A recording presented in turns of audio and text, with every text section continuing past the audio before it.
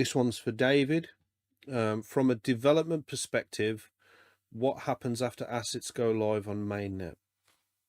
After assets go live on Mainnet, we start working on decoupling, transaction decoupling, which is our scaling solution.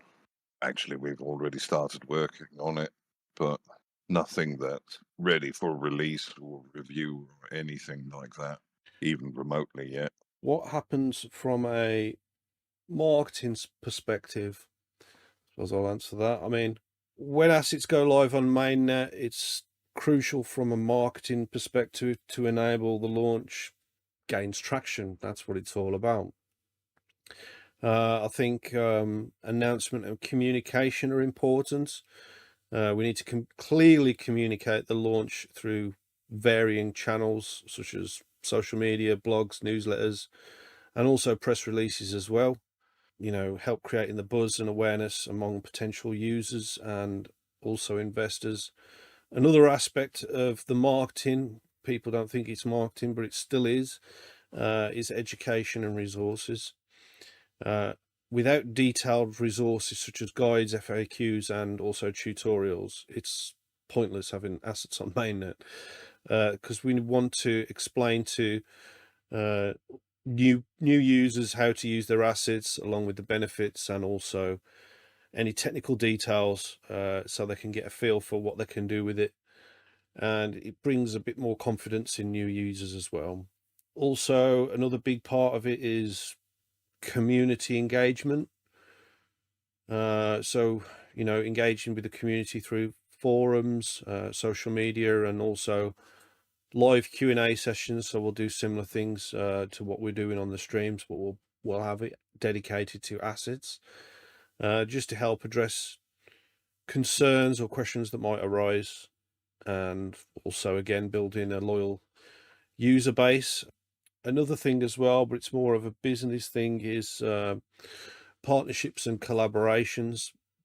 We do have, as David mentioned before, we've got various companies and businesses that we talk to, but also another important part of this is having exchanges, being able to support the assets as well.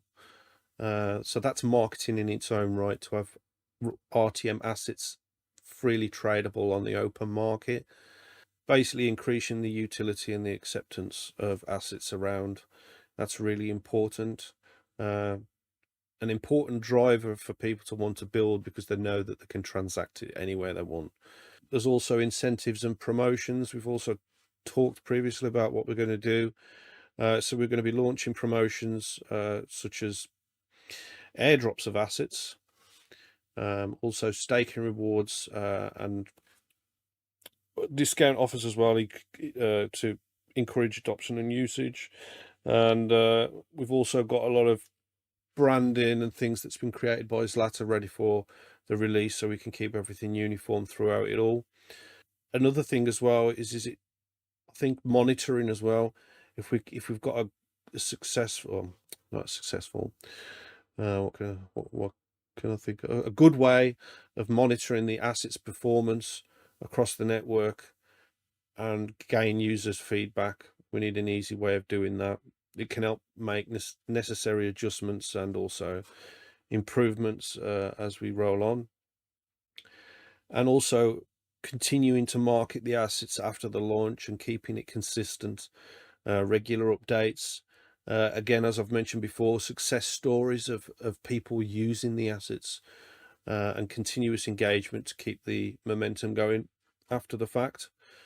I think a combination of all those steps is helpful in maximizing the impact of the new assets going live on Raptoreum's mainnet, to ensure they gain the success and necessary attention and usage that they require. David, what happens from Yeah. a business perspective? I've tried to go on marketing. I did touch on business, but sorry. I mean, it's yeah, but the two go hand in hand a lot of They the do, time. don't they? So, They do, yeah. um, I mean, a large part of it is also going to be getting third-party marketplace out and running. I know that's being worked on at the moment. Another big part of it is that we put together the official vendor platform.